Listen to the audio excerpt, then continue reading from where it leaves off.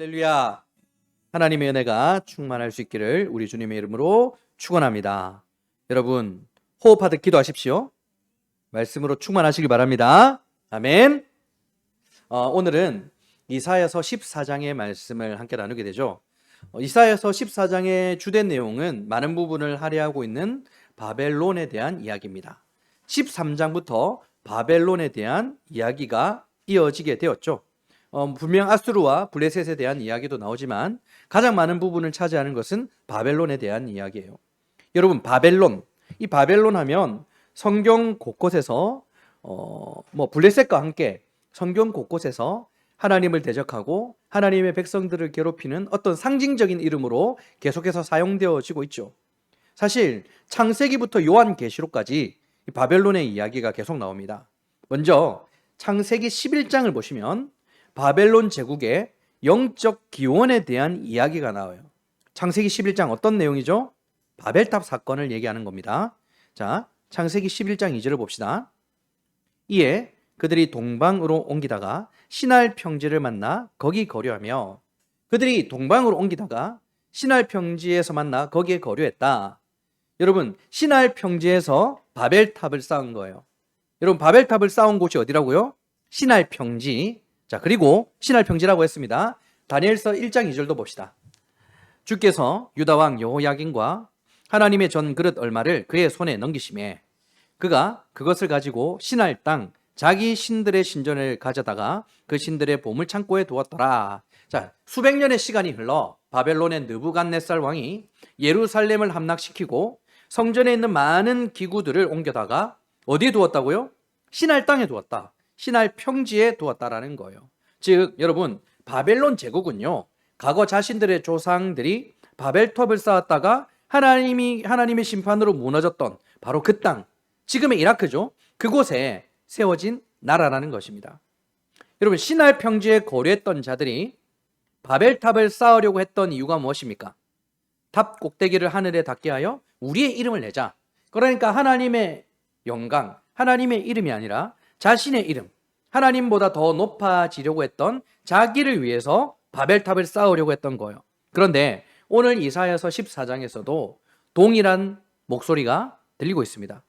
13절을 보시면 하나님의 뭇별 위에 내 자리를 높이겠다. 하나님보다 내가 더 높아지겠다. 높은 신이 되겠다라고 하는 것이죠. 그리고 요한계시록을 보면 음녀 바벨론이란 이름으로 등장까지 합니다. 그러므로 창세기부터 요한계시록까지 이르러서 하나님을 대적하고 자기를 위해서 살아가는 세상, 그 자체를 바로 바벨론이라 할 수 있는 것이죠. 여러분, 바벨론 제국이 바벨탑이 어디 세워졌다고 했습니까? 시날 땅, 시날 평지. 그런데 아까 다니엘서 1장 2절에서 보았듯이 다니엘이 포로로 끌려간 곳이 바로 시날 땅이었어요. 여러분, 다니엘은요, 하나님을 대적하는 바벨론의 한복판에서 영적인 전쟁을 했던 인물이라는 것이죠. 그러므로 이 시날 평지라는 것은요, 거룩한 백성들이 세상 속에서 치열하게 영적 전쟁을 펼치는 곳을 의미하기도 하는 것입니다. 오늘날 우리가 발을 딛고 살아가는 여러분들의 어떤 일터와 그리고 세상, 이 모든 곳들이 바로 영적인 시날 평지인 것이죠. 오늘 이사야서 14장의 말씀, 특별히 3절 말씀을 보시면 너는 바벨론 왕에 대하여 이 노래를 지어라는 말씀처럼 영적 시날 평지를 살아가는 우리가 하나님을 찬송해야 된다라는 것을 14장 말씀을 통해서 말씀해 주고 있어요. 그래서 오늘은 우리가 영적 시날 평지를 살아갈 때에 왜 하나님을 찬송해야 되는지 두 가지 이유를 함께 알아보려고 합니다. 함께 하나님의 말씀을 나눌 때 절망과 고통, 낙심과 좌절 속에서도 우리의 믿음이 찬양으로 이어질 수 있기를 우리 주님의 이름으로 축원합니다. 자, 그렇다면 이 하나님을 대적하는 이 세상, 영적 신할 평지에서도 하나님을 찬송할 수밖에 없는 이유, 그 첫 번째는요, 바로 선명한 말씀의 기준이 있기 때문이에요. 여러분, 우리가 하나님을 대적하는 이 세상 속에서 절망과 고통과 좌절을 느끼며 살아갈 수밖에 없는데, 그럼에도 불구하고 우리가 하나님을 찬송할 수밖에 없는 이유가 뭐라고요? 선명한 말씀의 기준이 있기 때문에. 자, 여러분, 이사야서 13장은요, 13장 그 앞에 장은 바벨론 제국에 대한 심판의 말씀이라고 했죠. 그리고 이어지는 14장의 대부분의 내용은 뭐라고요? 바벨론인데 엄밀히 말하자면 바벨론 제국이 아니라 바벨론 왕에 대한 하나님의 심판이에요. 사전에 너는 바벨론 왕에 대하여 라고 하잖아요. 바벨론 왕에 대한 내용인 것이죠. 그런데 우리가 이 바벨론 왕에 대한 심판의 내용을 다루기에 앞서서 우리가 반드시 짚고 넘어가야 되는 치명적인 오해가 한 가지가 있습니다. 자, 바로 12절인데요. 12절 말씀을 보면 여러분도 이 부분에 대한 오해가 있을 거예요. 14장 12절. 너 아침의 아들 계명성이여 어찌 그리 하늘에서 떨어졌으며 너 열국을 엎은 자여 어찌 그리 땅에 찍혔는고. 아멘. 자, 여러분 우리가 흔히 알고 있는 오해, 여기에서 어떤 말일까요? 어떤 단어일까요? 어떤 단어? 많이 들어보셨을 건데 계명성이에요. 계명성. 이 계명성을 우리는 흔히 타락한 천사장 루시퍼라고, 그러니까 사탄이라고 해석을 하기도 하죠. 그런데 사실 이게 오해에서 출발된 거예요. 히브리어 원문을 그대로 직역하게 되면 너 새벽의 아들 새벽별이여, 샛별, 그러니까 새벽에 가장 빛나는 금성을 말하는 거예요. 그런데 주후 4세기 말이었습니다. 교부였던 제롬이요, 히브리어 성경을 라틴어로 번역한 것을 불가타 성경이라고 하거든요.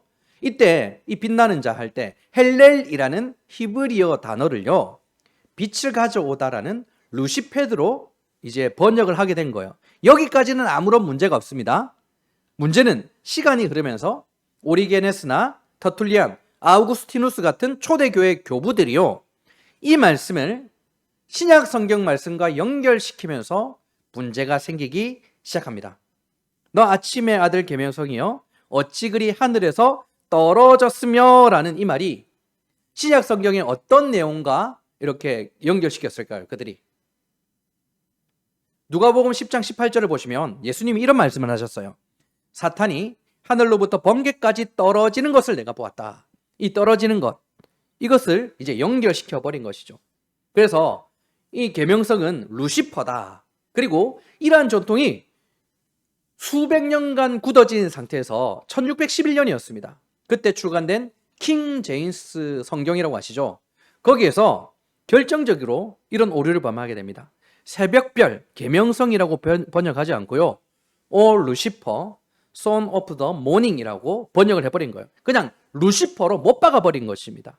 이것 때문에 영어권 교회를 비롯한 전 세계 개신교회에서 루시퍼가 사탄의 이름이 되어버린 기가 막힌 일이 생겨버린 거예요.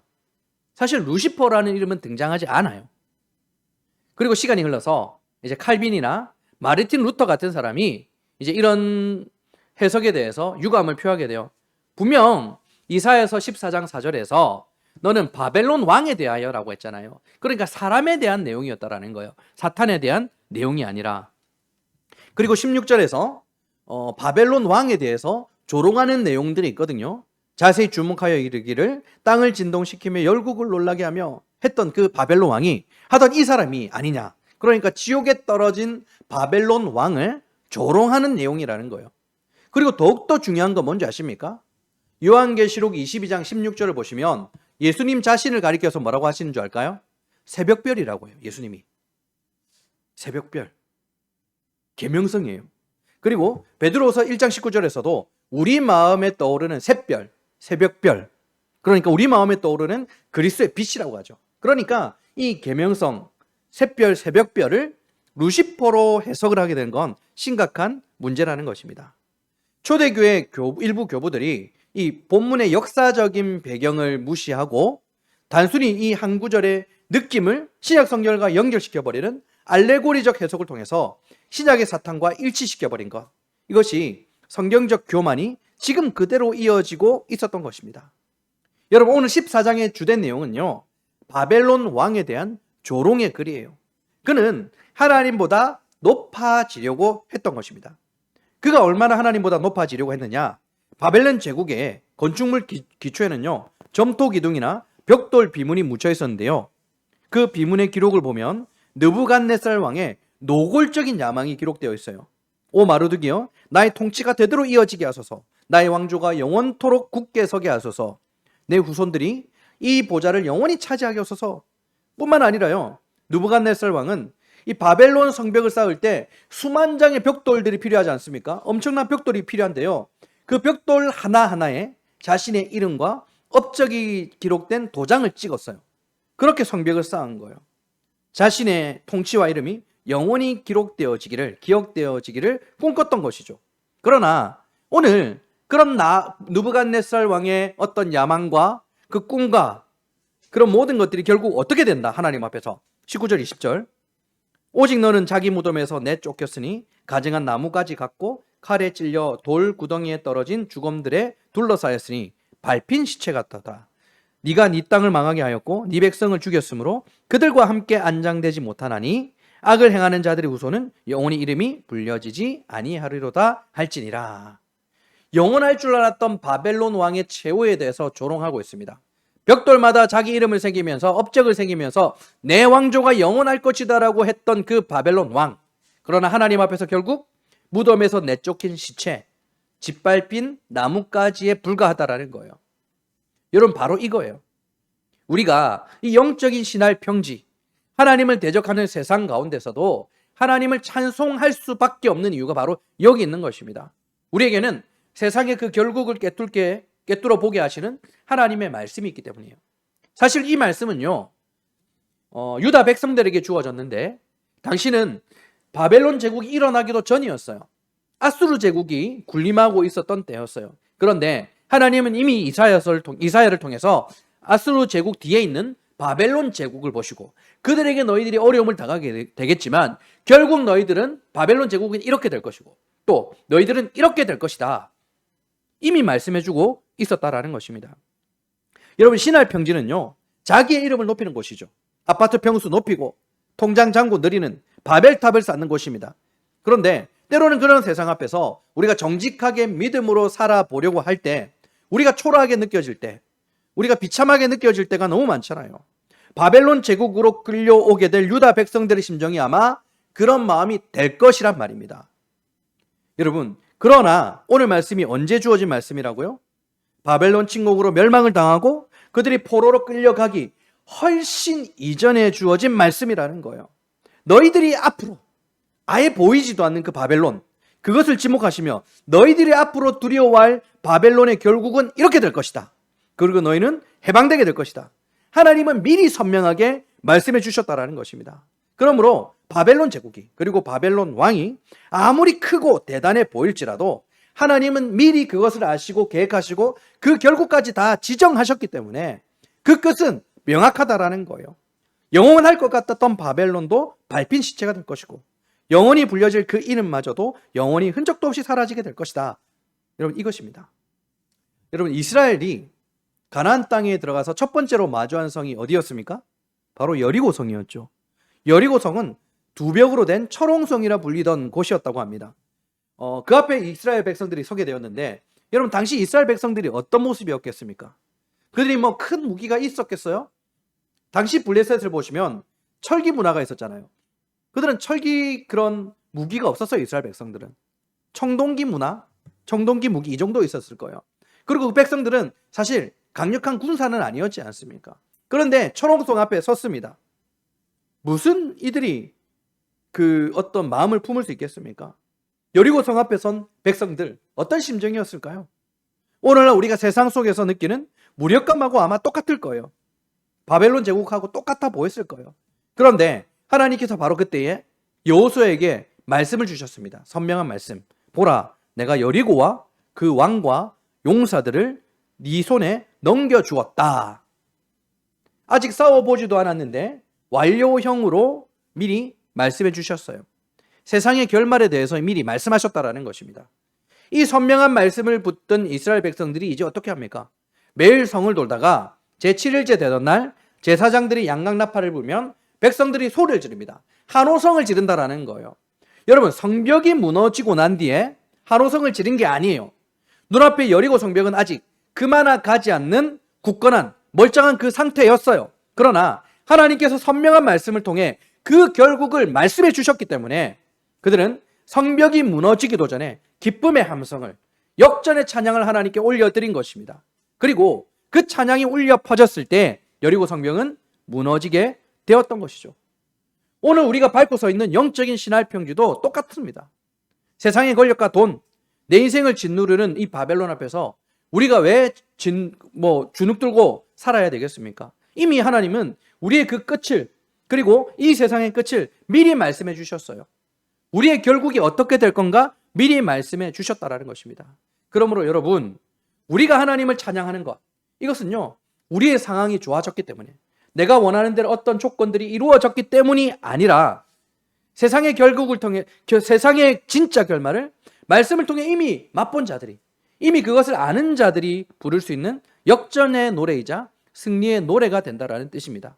이 선명한 말씀의 기준이 우리 영혼을 붙드는 단단한 닻이 되어줄 때에 우리는 좌절하고 낙심하고 절망하는 그 상황 속에서도 희망을 노래할 수 있는 것이요, 주님을 향한 굳건한 믿음의 고백을 드릴 수 있는 것입니다. 그렇다면 여러분은 어떻습니까?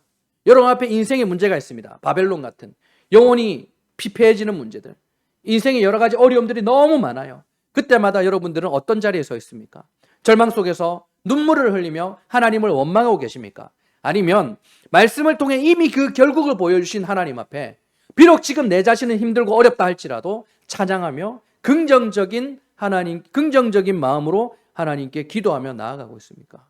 오늘 우리에게 가르쳐 주시는 하나님의 말씀, 우리가 영적 신할 평지에서도 하나님을 찬송할 수밖에 없는 이유, 하나님은 이미 다 보여주셨다라는 거예요. 이미 우리의 결국을 정하셨고 완료형으로 말씀하셨다라는 것입니다. 우리는 그 앞에서 믿음으로 노래하면 되는 것입니다. 하나님은 다 결국 우리의 결국을 정하셨다, 복 주셨다, 우리의 결국은 복이다 알고 하나님을 찬양하십시오. 그때에 하나님께서 우리에게 베풀어 주신 그 은혜가 그 무엇보다 크다라는 것을 우리가 영적인 눈을 뜨고 바라보게 될 것입니다.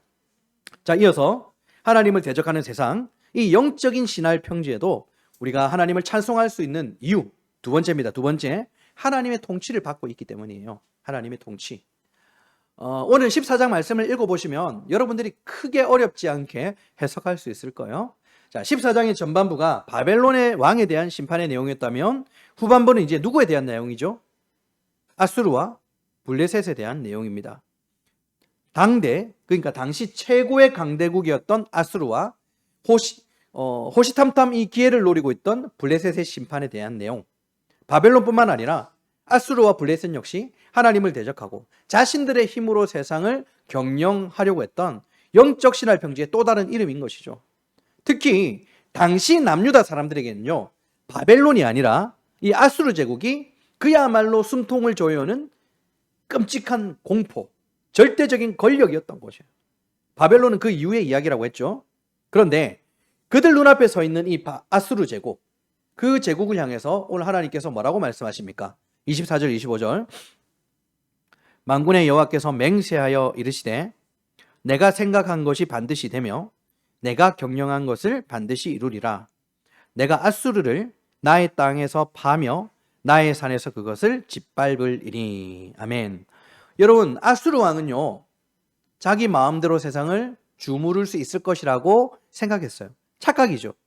만군의 여호와 하나님께서 오늘 뭐라고 선포하십니까? 내가 생각한 것이 그대로 되고 내가 경영한 것을 반드시 이룰 것이다. 내가 아수르를 짓밟을 것이다 라고 선언하시죠. 눈에 보이는 강대국 아수르가 이 세상을 다스리는 것이 아니라 만군의 여호와 하나님께서 내 인생과 세상의 진짜 주관자이시고 세상을 경영하시는 참된 통치자가 되신다라는 것을 선포하고 있는 거예요. 자, 26, 27절.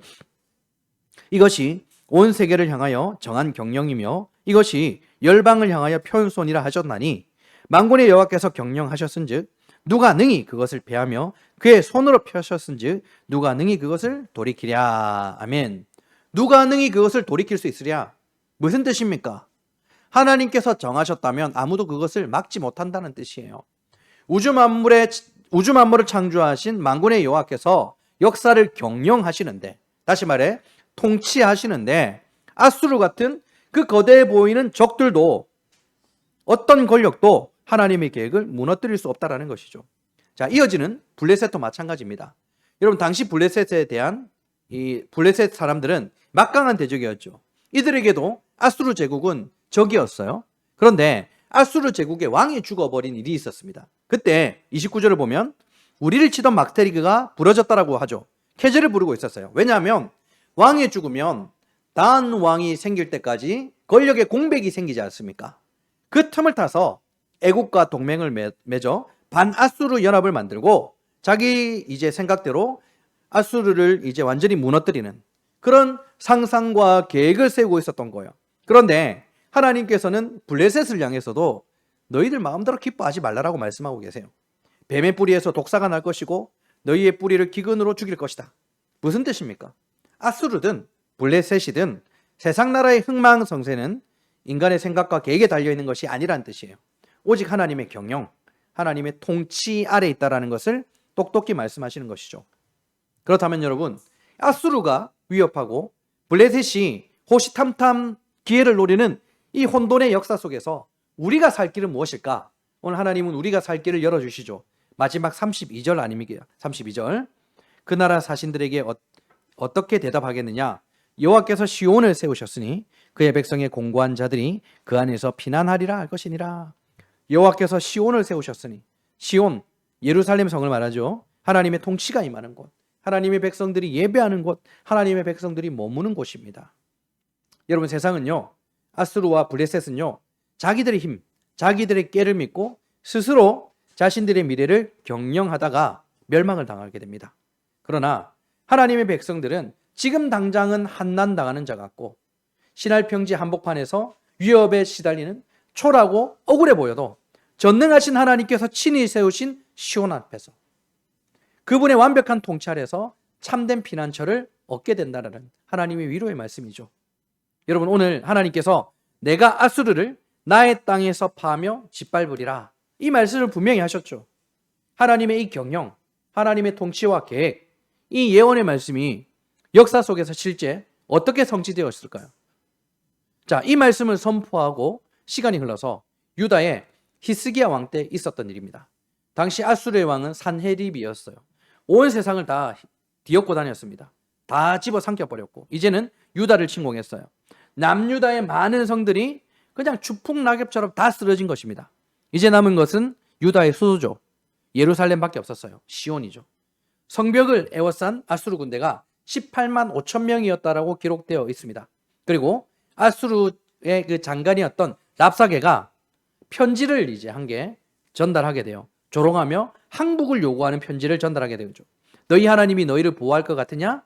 착각하지 마라. 항복해라.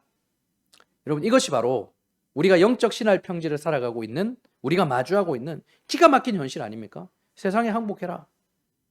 너희 하나님이 너희를 지켜주잖냐. 이런 복잡하고 힘든 세상 속에서 하나님의 말씀을 따라 어떻게 살아갈 수 있느냐? 하나님이 너희들 책임져 줄 것 같니? 이 세상의 말들이잖아요. 만약 이때 유다가, 그러니까 히스기야가 아까 말씀드린 블레셋 같았으면 어떻게 했을까요? 애굽에 군대를 보내어 달라고 구걸을 했거나 아수르에게 항복하며 목숨을 살려달라고 빌었겠죠. 하지만 히스기야 왕은 달랐습니다. 그는 이 랍사게, 그러니까 아수르 왕의 협박 편지를 들고 여호와의 전으로 올라가게 돼요. 하나님께서 세우신 피난처 시온으로 달려간 것입니다. 그리고 그 편지를 하나님 앞에 쫙 펼쳐놓고는 이렇게 기도하는 거예요. 그룹 사이에 계신 이스라엘 하나님 여호와여, 주는 천하만국의 홀로 하나님이시라. 주께서 천지를 만드셨나이다. 여호와여, 이제 우리를 그의 손에서 구원하소서. 여러분, 이 기도가 무슨 뜻일까요? 내 인생의 경영권을 주님께 온전히 넘겨드립니다 라는 뜻입니다. 눈앞에 있는 저 아수르가 역사의 주관자가 아니라 오직 하나님만이 온 우주를 통치하시는 왕이심을 내가 믿습니다. 그러니까 자신의 무력함을 인정하고 하나님의 통치 아래로 온전히 들어가는 거예요. 하나님 온전히. 여러분, 히스기야가 자기 인생을 경영하는 것을 멈추고 하나님의 통치를 받고자 하나님의 통치를 인정했을 때 어떤 일이 벌어진 줄 아십니까? 이사야서 37장 36절을 보면 그날 밤에 여호와의 사자가 나가서 아수르 진중에서 18만 5천 명의 아수르 군대를 다 쳐버렸다고 기록되어 있어요. 다음날 딱 일어나서 보니까 그 수많은 아수르의 군인들이 송장이 되어버려 있었던 것입니다. 여러분, 인간의 눈으로 보면 자기들의 힘으로 자신들의 어떤 생각과 계획으로 이 세상을 경영하는 것 같았지만 진짜 역사를 경영하시는 분은 아수르를 짓밟으신 하나님이셨다라는 것입니다. 오늘 본문 24절의 맹세, 내가 경영한 것을 반드시 이루리라, 이 말씀을 시온으로 피한 하나님의 백성들에게 완전히 그대로 이루어 주신 성취하신 사건 아닙니까? 여러분, 오늘 우리의 삶에도 이 거대한 앗수르 군대와 같은 이 위기들이 우리 진을 치고 있죠. 내 힘으로 도저히 감당할 수 없는 질병의 문제가 있고, 벼랑 끝으로 내몰린 재정의 문제가 있고, 꽉 막혀버린 자녀들의 진로에, 그리고 관계의 아픔, 우리들을 위협하고 있지 않습니까? 그러나 우리는 오늘 히스기야한테 배워야 되는 거예요. 이미 하나님께서 우리에게 다 말씀하신 준대로 나를 짓누르는 삶의 모든 문제와 협박 편지를 하나님 앞에 쫙 펼쳐놓는 것입니다. 하나님이 친히 세우신 시온으로, 그분의 완벽한 통치 앞으로 엎드리면 되는 것입니다. 내가 내 문제 앞에서 내 삶을 고달프게 만들고 어렵게 만들고 힘들게 많은 문제 앞에서 내가 낑낑대며 싸울 필요가 없는 거예요. 내가 생각할 필요가 없는 거예요. 어차피 그랬더라도 우리는 그 무자비한 세상 앞에 질 뿐입니다. 절망만 더 커지겠죠. 그러나 하나님께서 우리를 대신해서 싸워주시고 우리에게 승리를 안겨주신다고 약속하셨으니 그분 앞에 나아가는 것이 더 현명한 지혜 아니겠습니까? 내가 내 인생을 붙들고 발버둥 치던 나의 경정을 내려놓고 실패하지 않는 하나님의 경영 안으로 내가 내 삶을 온전히 맡겨드릴 때, 그때 비로소 전능하신 하나님께서 우리 인생의 무대에 친히 개입하여 주시고 싸우기 시작하더라는 거예요. 여러분, 이제 어떻게 하실 것입니까? 인생의 문제 앞에서 어떤 방법이 더 현명할까요? 내가 내 생각대로 내 계획대로 내 인생을 경영하시겠습니까? 아니면 천하 만물을 주관하시는 진정한 통치자 되시는 하나님께 내 인생의 경영을 맡기시겠습니까? 내가 내 인생을 경영하면 내가 싸워야 되지만, 창조주 하나님께 내 인생 경영을 맡겨드릴 때, 하나님의 경영 안으로 내가 들어갈 때는 하나님께서 대신 싸워주신 것입니다. 여러분, 이것이 바로 우리가 껌껌한 앗수르의 위협 속에서도 눈물 날 것 같은 영적 신할 평지 앞에서도 기죽지 않고 우리가 하나님을 찬송할 수 있는 두 번째 이유가 되는 것입니다. 세상의 권력과 돈이 내 인생을 좌지우지하는 것 같지만 사실은 우주 만물을 창조하신 만군의 여호와께서 친히 나를 통치하시고 나의 삶을 가장 선한 길로 경영하고 계심을 여러분 믿으시기 바랍니다. 오늘 이 절대적인 확신을 가지고 절망을 이기는 승리의 찬송을 부를 수 있는 저와 여러분들이 될 수 있기를 주님의 이름으로 축원합니다. 이제 말씀을 맺도록 하겠습니다.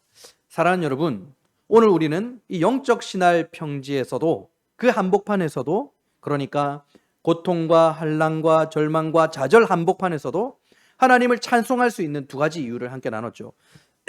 첫째는 세상의 결말을 이미 보여준 하나님의 선명한 말씀이 있기 때문입니다. 그리고 두 번째는 결코 실패하지 않는 하나님의 통치, 그 경영이 우리의 삶을 완벽하게 붙들고 있기 때문인 것입니다. 역사 속에서 이 두 가지 사실을 뼛속 깊이 믿고 지옥 같은 이 영적 신할 평지 속에서도 기적같이 찬양을 올려드린 한 사람의 이야기를 오늘 제가 여러분들에게 들려드리며 오늘 말씀을 마무리하려고 합니다. 17세기 유럽이었습니다. 무려 30년 동안이나 끔찍한 이 30년 전쟁이라고 하죠. 종교 전쟁이 이어졌습니다. 이 전쟁으로 인해서 온 땅이 잿더미가 되었을 때의 얘기였어요. 그때 아일렌부르크라는 독일의 어떤 도시에 많은 피난민들이 몰려들기 시작했어요. 성벽이 이제 굳건히 잠기게 되었고, 이제 그곳에서 피난처로 삼아서 있었는데 그 좁은 곳에 하필 전염병과 지독한 기근이 닥쳐버리게 된 것입니다. 당시 그 소시를 섬기고 있던 마르틴 링카르트 목사님이란 분이 계셨어요. 다른 목회자들은 이미 그 병으로 죽거나 아니면 다른 곳으로 다 도망을 간 상황에서 그분 홀로 남아 성도들을 보살피기 시작했습니다. 매일같이 수십 구의 시신을 묻고 장례를 치러줬어요. 그 끔찍한 기간 동안 무려 4,000명의 시신 묻어주고 장례를 치러줬대요. 그 가운데는 사랑하는 아내도 있었던 것입니다. 눈물까지 말라버린 절망의 상황 아닙니까? 전쟁은 언제 끝날지도 모르고 내일 당장 내가 살아있을지 아니면 죽었을지 모르는 그런 답답하고 막막한 그 상황 가운데, 오늘 말씀대로라면 깜깜한 앗수르의 포위 가운데서도 링카르트 목사님께서 배고픔에 지쳐있는 자녀들을 식탁에 앉히고 이제는 찬양을 하기 시작하는 거예요. 작곡을 해서 작사를 했습니다. 그게 어떤 찬송이냐? 찬송가 66장이에요. 가사가 이렇습니다. 다 감사드리세 온 마음을 주께 바쳐 그 섭리 놀라워 온 세상 기뻐하네. 예로부터 주신 복 한없는 그 사랑 선물로 주시네. 늘 감사주시네. 여러분, 이 고백이 지금 이해가 가십니까? 지금 아내를 땅에 묻고 왔어요. 밖에는 전염병들로 시체가 썩어가고 있습니다. 앗수르 같은 끔찍한 군대가 여전히 성벽을 둘러싸고 있어요. 그런데 그 하나님의 섭리가 놀랐다. 예로부터 주신 복이 한없다. 감사하고 찬양하고 있는 것입니다. 여러분, 어떻게 이런 찬양이 가능하겠습니까? 현실 도피인가요? 정신 승리인가요? 아니에요. 자신의 눈앞에 펼쳐진 처참한 전쟁과 이 죽음이 역사의 끝이 아니라는 것을 분명히 알고 있었기 때문입니다. 그 너머에 있는 선명한 하나님의 말씀을 그가 믿고 있었고, 이 모든 고통과 죽음마저도 결국 합력하여 선을 이루실 하나님의 경영을 그가 선명하게, 분명하게, 철저하게 믿었기 때문인 것입니다. 내 인생의 경영권을 하나님께 온전히 넘겨드리고 그분이 세우신 피난처 시온으로 내가 온전히 들어갈 수 있었기 때문에 그 지옥 같은 곳, 여러분 생각해 보십시오. 시체가 밖에 널브러져 있습니다. 구더기가 들들 끓고 있어요. 언제 죽을지 몰라요. 배가 고파요. 그런 상황 속에서도 하나님의 섭리와 하나님의 경영하심에 대한 감사와 찬양을 올려드릴 수 있는 것, 바로 이미 보여주신 하나님의 말씀이 성경이 있었기 때문이고 하나님이 내 인생을 통치하신다라는 믿음의 고백이 있었기 때문에 가능한 건 아니겠습니까? 여러분, 오늘 여러분들이 서 있는 영적 신할 평지는 어디입니까? 나를 포위하고 있는 아수르 군대는 또 무엇입니까? 아무리 발부둥 쳐도 무너지지 않는 경제적인 여리고 성벽 앞에서 눈물을 혹시 흘리고 계십니까? 내 힘으로 어떻게든 살아보려고 노력하고 버티고 블레셋처럼 호시탐탐 기회를 노리며 이리저리 뛰어다니고 인간적인 경력을 모두 다 해보았지만 사실 결국 남은 것은 절망과 탄식밖에 없지 않습니까? 그렇다면 오늘 말씀이 우리에게 전해주고 있는 내용 그대로 내 인생의 경영권을 이제 더 이상 내가 좌지우지하는 것이 아니라 하나님께 온전히 내어드릴 수 있기를 바랍니다.